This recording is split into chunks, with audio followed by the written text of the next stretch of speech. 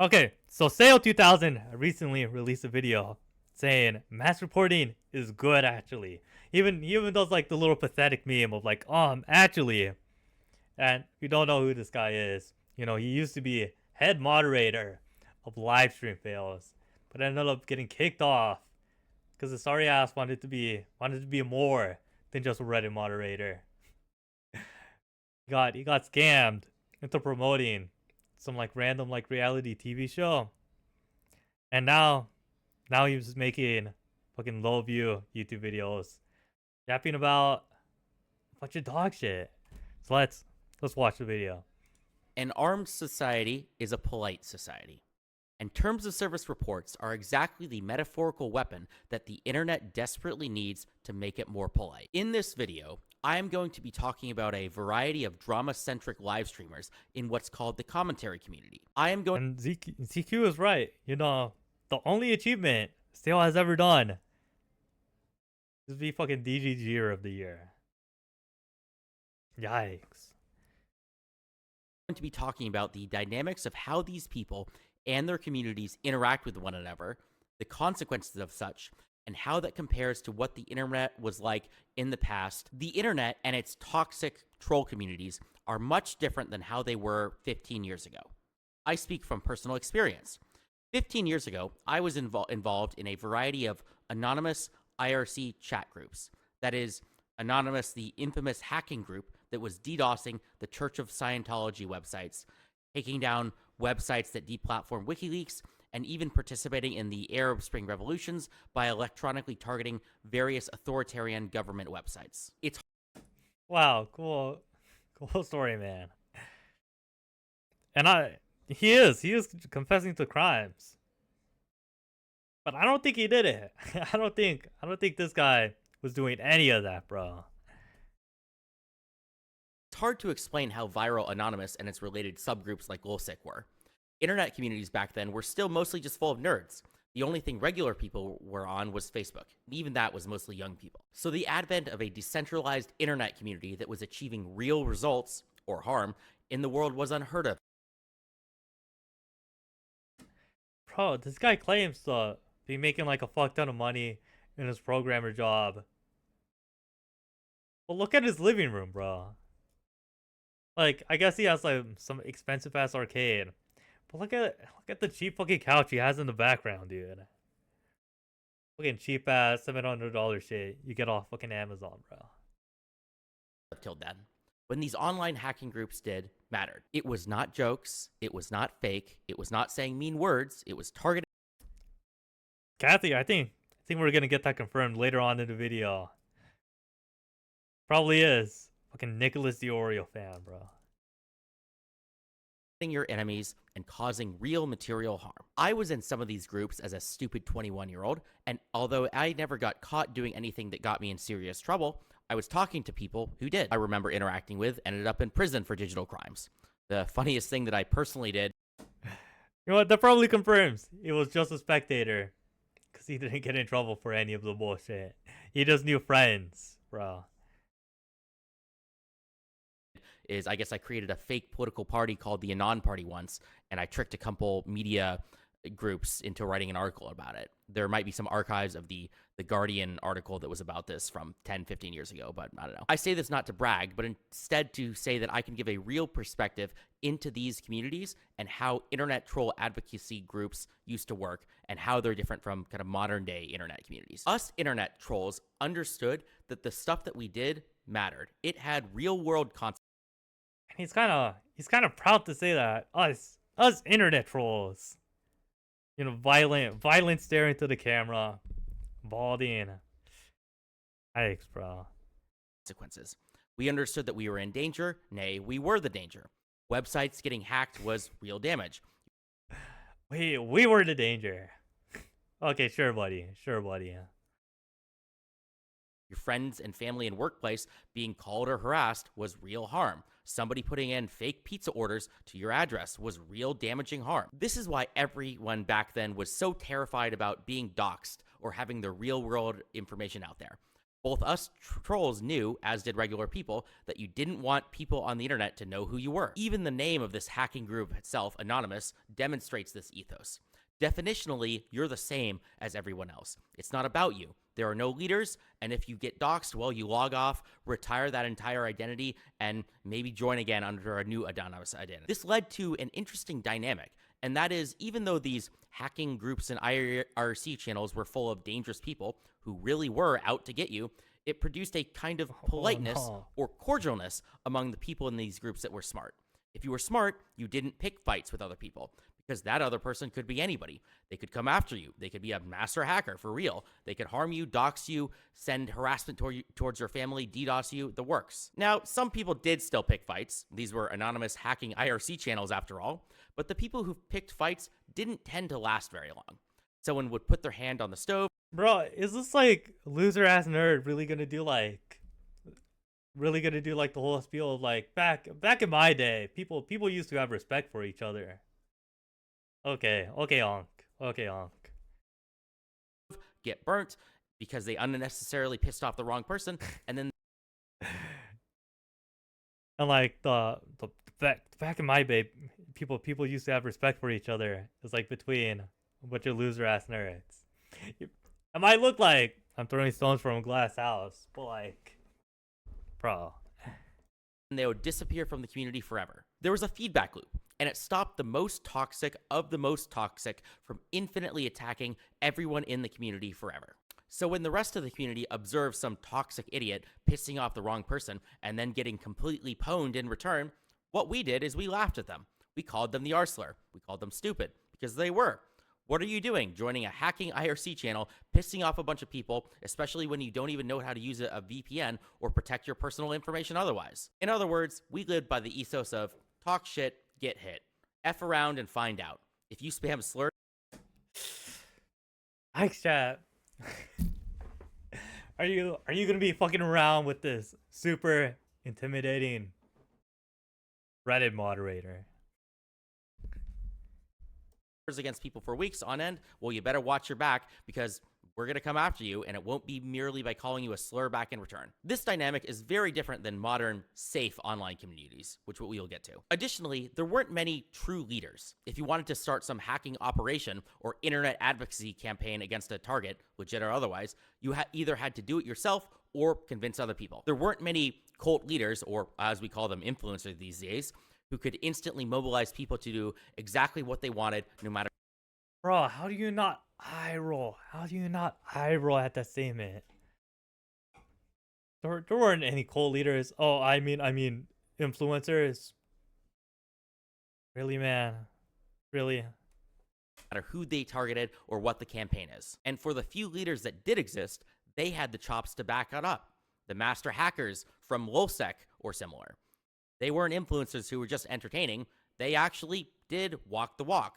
They didn't have the true unaccountable power that comes from having an army of loyal followers, but they were able to mobilize people towards their goals a bit better than others. That was the old internet. Let's talk about the new internet and its troll communities now. Large-scale, powerful, decentralized, and anonymous internet groups basically don't exist anymore.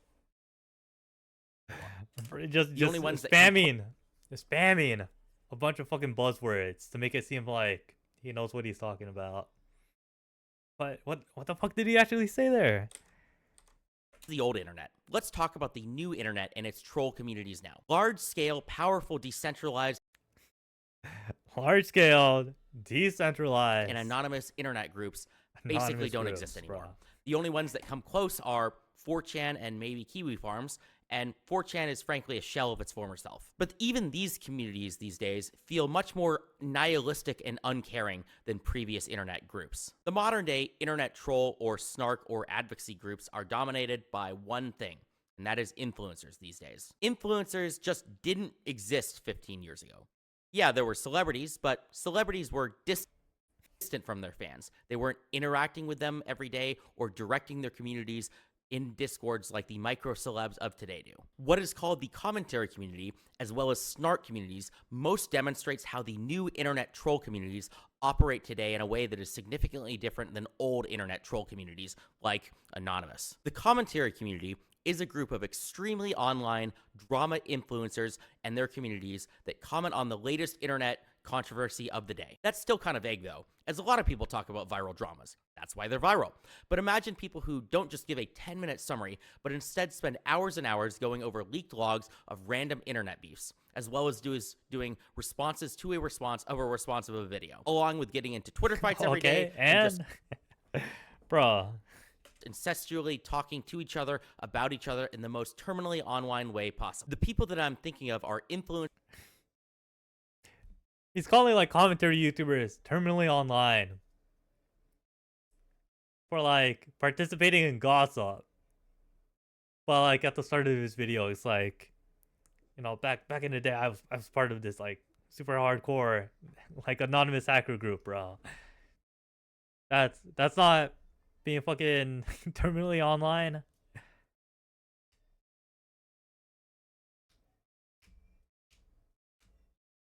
Influencers like Nicholas Diorio, Chud Logic, Turkey Tom, Queeman, Augie, JSDLK, those people. These are just the people that I've either personally interacted with or watched, and I do not know the full extended cinematic universe of every single commentary creator though. I'm still going to talk about these people as an examples because I, know about them. These groups and their communities stand in stark contrast to how past internet troll groups work. This is for multiple reasons. Bro, Kathy, that's his world. That's his everything.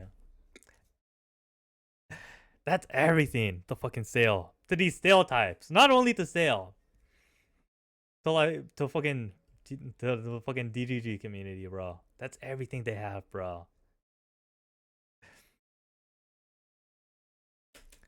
Number one, of course, these communities are led by an influencer whose job it is to do this. These people are usually not anonymous. They can gain or lose followers, but this is not a decentralized, amorphous group dependent on a common goal.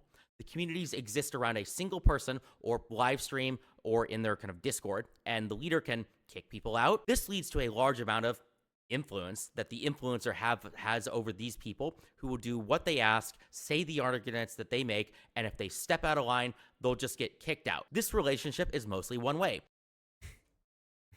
It's like listing all these scenes like it's a negative. But like you could probably, like Destiny has done all these things, and if he were to talk about it, it'd be all praise. It'd be all viewed in like a positive light. But because it's like people he doesn't like, he's like bringing in like the super negative tone.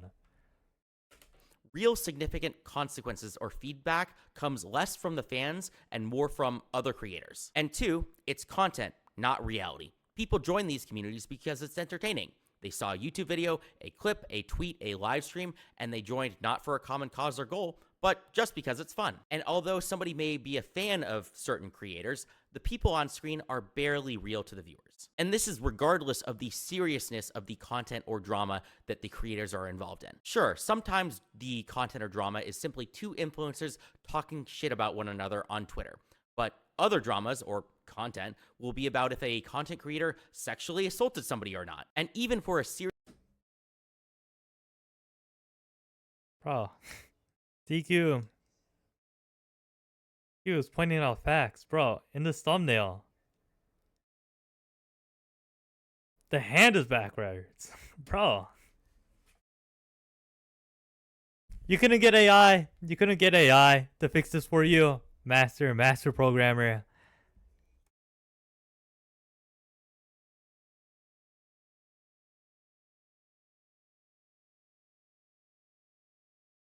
Fuck, dude. I don't even think like modern AI would fuck it up this bad.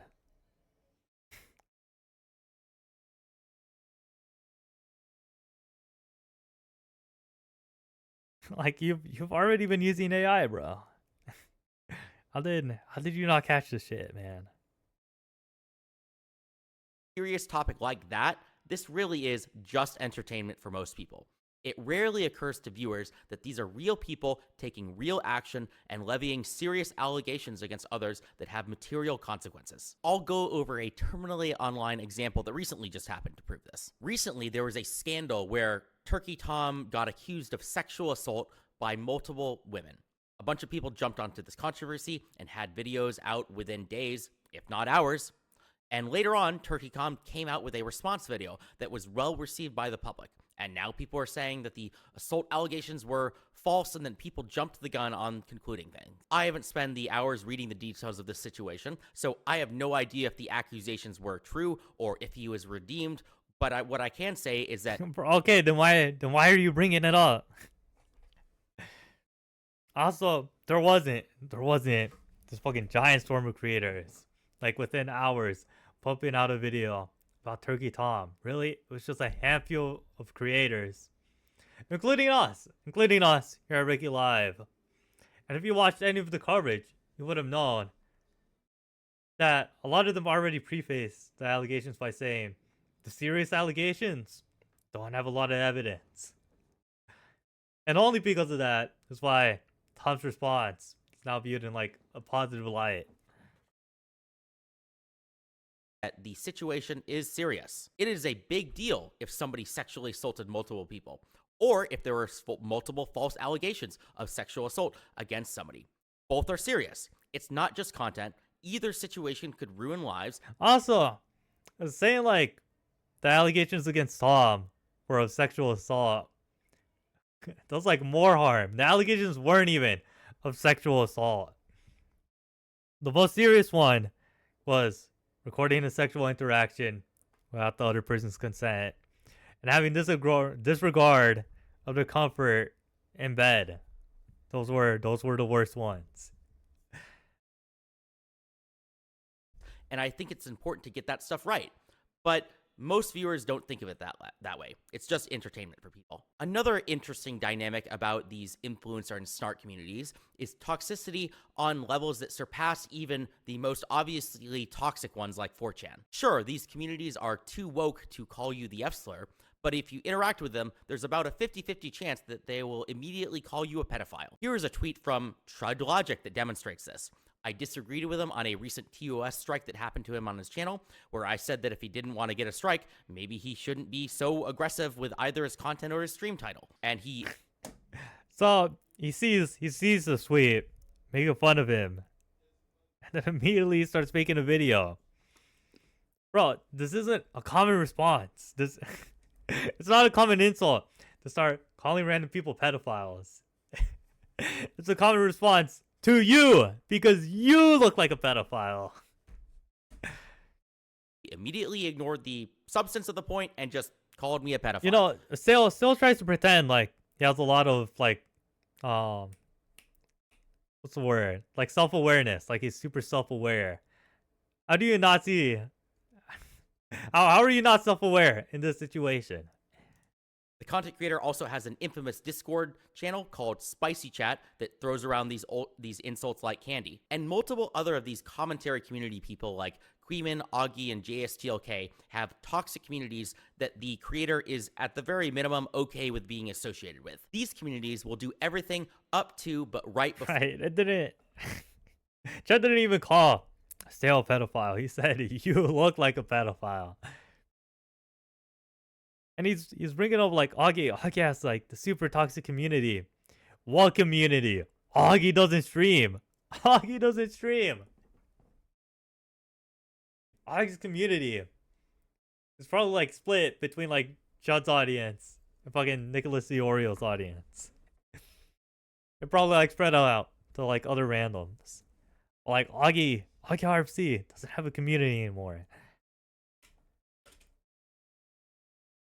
For direct doxing, which the creator will usually explicitly disavow as long as it's not happening directly in that community. But they basically endorse everything up to that point. As long as somebody doesn't cross that one line, everything else is completely fair game for infinite levels of toxicity. And I think this dynamic is bad. Even if the creator themselves does not reach the same level of toxicity as their community. And these communities act this way because, one, they think it's all just fun and games and there are no consequences to their actions, and two, there isn't anyone bringing the find out part to them after they have effed around. That mostly applies to the random. Again, another pathetic. Back in my day, there used to be respect. Bro, this shit ain't that serious. This shit ain't that serious, bro.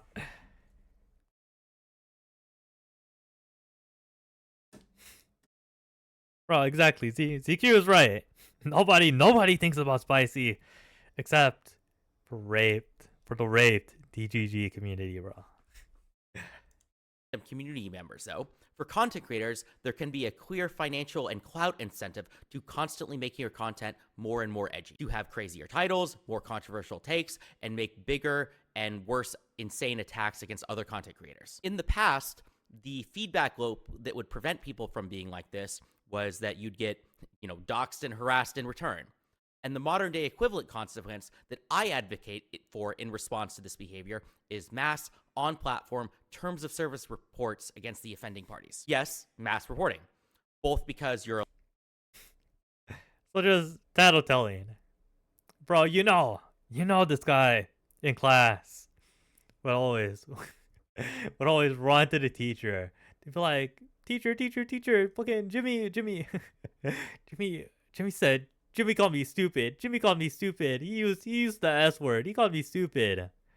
Bro, these people are insufferable. Are allowed to do reports. It's obviously not illegal to go through proper recommended TOS channels to report somebody. And also because somebody getting their account banned can be a serious consequence that causes a person real harm. And you are intentionally causing this real harm to your target for the same reason that people were getting doxxed back in the old school, internet hacking forums. It's to create a feedback loop, a method of... Also, if you want to be like a TOS slave still, advocating for mass reporting is also against the TOS. Damn, maybe we should use your logic still. Maybe some reports do need to be filed.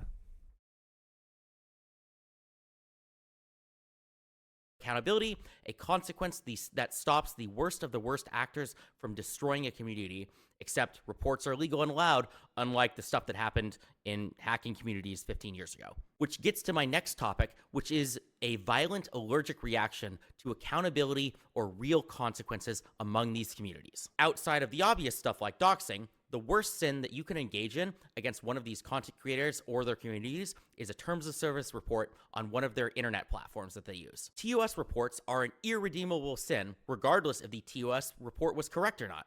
If you report somebody for breaking the rules and they are correctly punished for definitely breaking the rules, that's still a very bad thing to do to content creators. To Steelman, why a content creator would get so... Bro, okay. Also, still, can you name what the TOS rule breaking is? Mad about a TOS report? I'd say it's because you're coming after their career.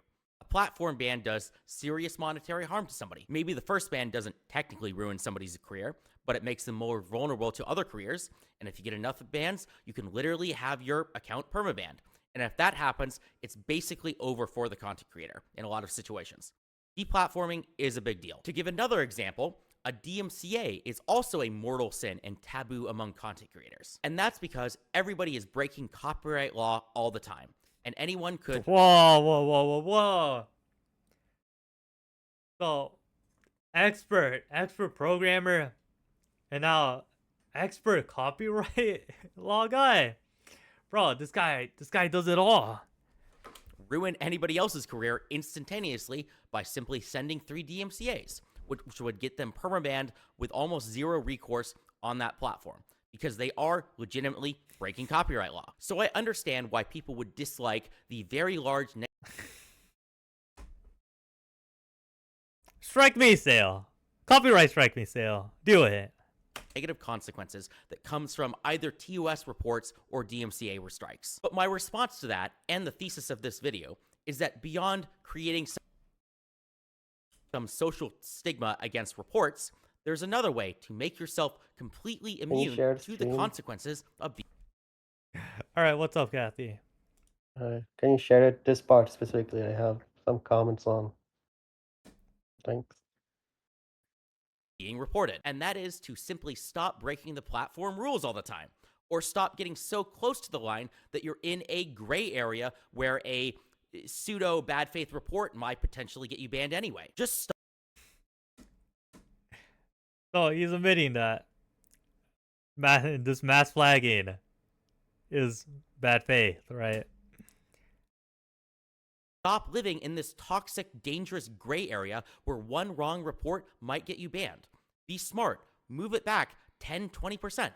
Hesitate. You need to stop doing one of the two following things.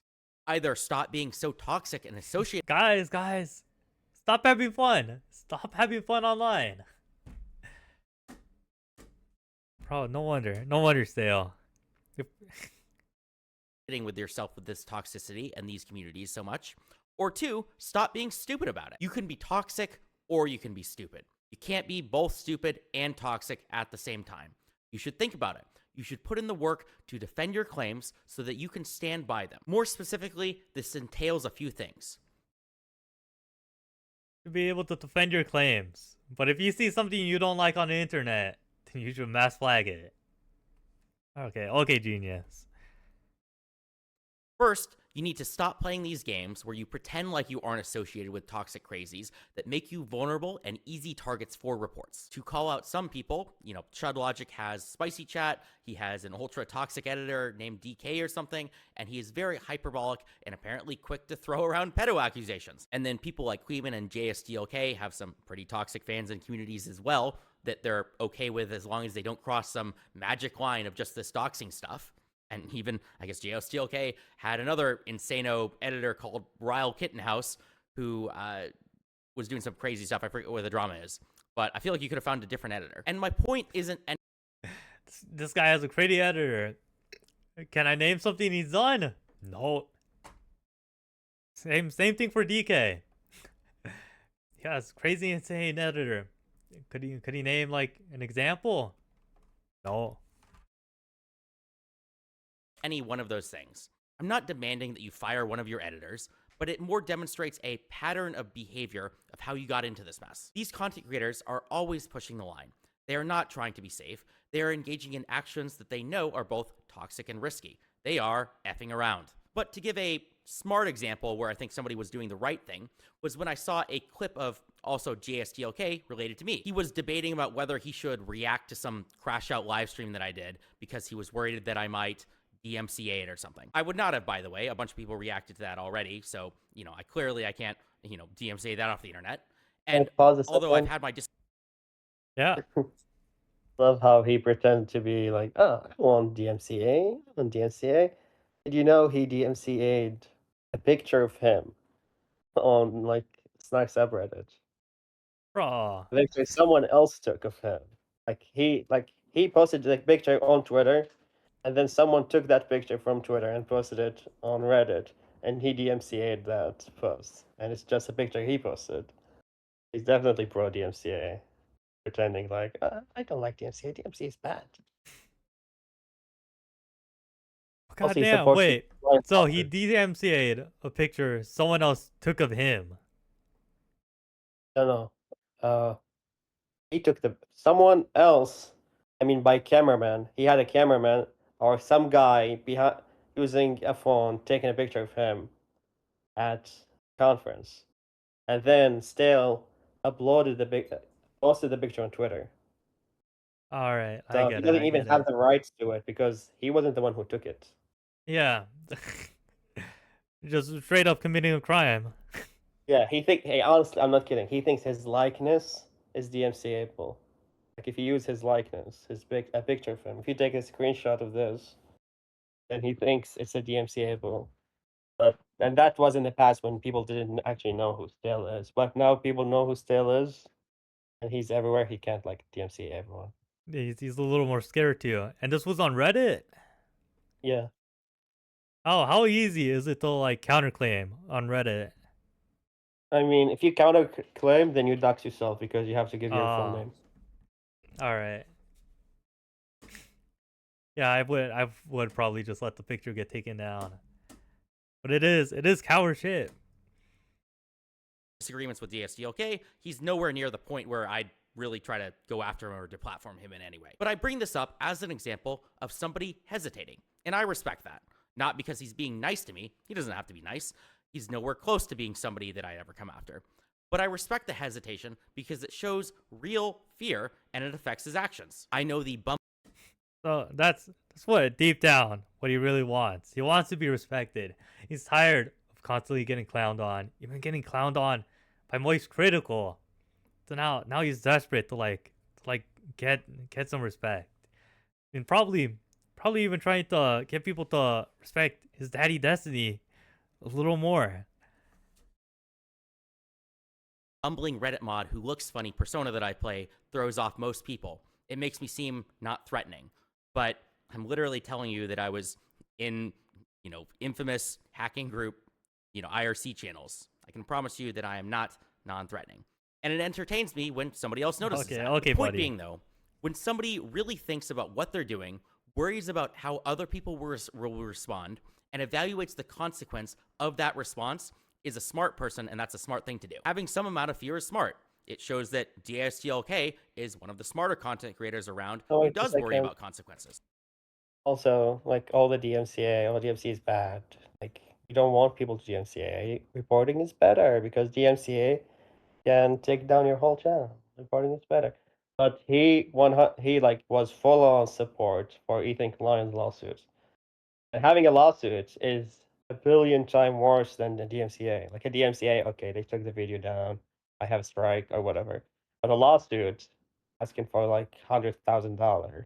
It's a lot worse, and he supports it. He said, well, they stole the content, then yeah, they deserve a lawsuit. It's a copyright.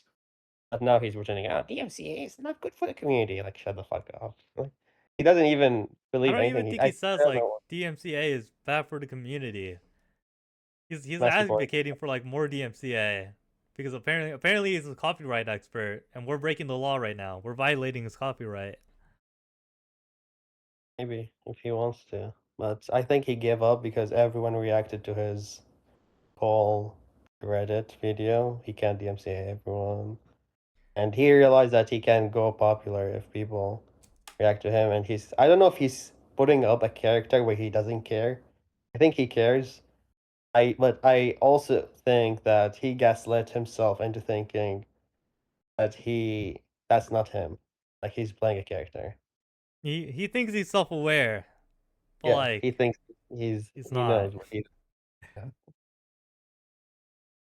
Even if I still think that he does surround himself with too toxic of a community. To get back to my argument about TOS reports, though, I think that if you play it safe, if you still do your critical content, but in a way where you know that you're clearly not breaking the rules, where you know you're backing up everything that you're saying and you're kind of doing it in the right way, well, then you don't have to worry about reports or bans. It won't matter if somebody reported you in bad faith if you aren't being completely stupid with your content and who you associate with, and you genuinely try to follow the rules in good faith and don't play in the gray area all the time. And even This is just retarded logic. Like, oh, if you know you're not breaking the rules, then you shouldn't be worried that you're getting reported. Literally, you're not doing anything wrong. Like, like yeah, it doesn't matter if you're not doing anything wrong. People report maliciously all the time, and he himself says that. So I don't know what the fuck is he saying this now. Like this logic probably wouldn't follow for like lawsuits. Why would you be scared to get sued if you know you've done nothing wrong? He probably disagree with that statement. better, if everybody is actually trying to follow the rules of a platform in good faith, I think that has an overarchingly good, systemically positive effect on those platforms. Which Wait, transitions into my next this is so fucking funny. He's saying if everyone just follows the rules. He literally called for mass TOS, or mass reports. That's against the rules. You Yeah. can't tell people to mass report anything. That's against the rules. Like if point, someone which comes is up and say, "Oh, let's mass report," we shouldn't DMCA this guy, but guys, go mass report him. That's against TOS. It If you're is. advocating for it. about inexcusable ways of using this strategy in a way that has negative systemic effect. I think that DMCA is one of those systemically negative tools. Making reports of TOS violations encourages people to be less toxic, whereas DMCA creators, on the other hand, simply discourages people from reacting to other people's content. Because basically nobody in the entire creator space follows copyright law. So he waits until the end to say DMCA is like bad for the space. But like, the logic doesn't even follow, because he's saying it's bad for the space because it discourages us from like covering different people. But like mass flagging also would discourage other content creators from covering certain people. By making transformative content. So this taboo against DMCAing produces a virtuous system that allows everybody to win by reacting to other people's content safely. But more than just talking about these systemic effects and whether it's right or wrong for certain actions, I find that people in these communities often have a disgusting sense of entitlement that makes their actions even worse. A funny example of entitlement that wasn't directly related to TOS was when a streamer named Queeman got into a fight with another YouTuber named Nicholas Diorio. These content creators Oh, you watch this part. I want to look at the screenshot.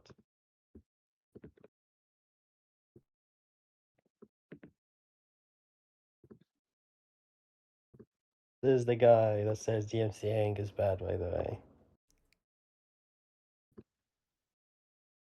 He's literally saying, oh, if they were smart enough, it would be DMCA counter DMCAing. Why don't they just counter DMCA?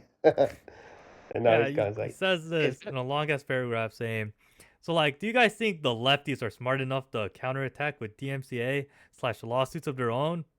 While funny, the H3 stuff really could blow up the creator space if people realize that it is illegal, that everyone is vulnerable. Pepe laugh.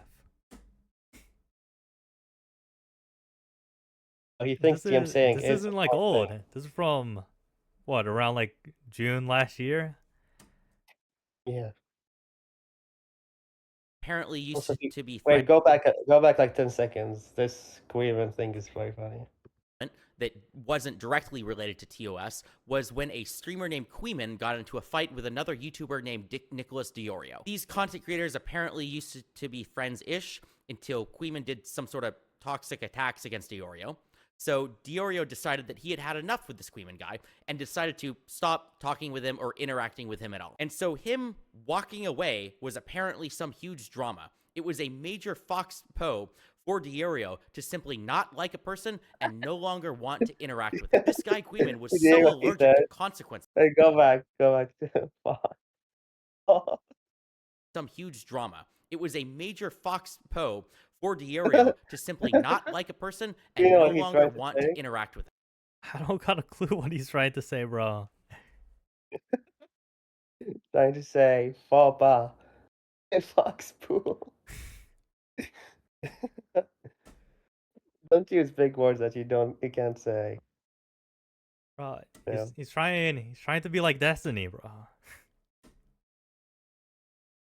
This guy Queeman was so allergic to consequences to his actions, so entitled to his constant attacks against everybody else, that was the drama. The fact that somebody of their own accord just decided that you are a horrible person and that they don't want to interact with you. It's just an absurd levels of entitlement. You don't get to attack everybody else infinitely and then expect there's not going to be some sort of response. In conclusion, I think that modern internet communities allow people to infinitely escalate toxicity and pretend like it doesn't matter. There is no feedback loop or consequence to being a jackass to everybody around you. In the past, these consequence feedback loops allowed old school communities like illegal anonymous hacking groups to remain surprisingly cordial given what those communities were about. And I argue that we need more such feedback loops in the modern internet era. It doesn't have to be hacking groups doxing and harassing you anymore. Instead, I think that simply using the modern day TOS reporting systems on existing platforms is enough to push the internet to a better place. And I hope more people do that, or at least try to be less toxic themselves. Thanks. Okay. Cool story, Sale. Cool story, Sale.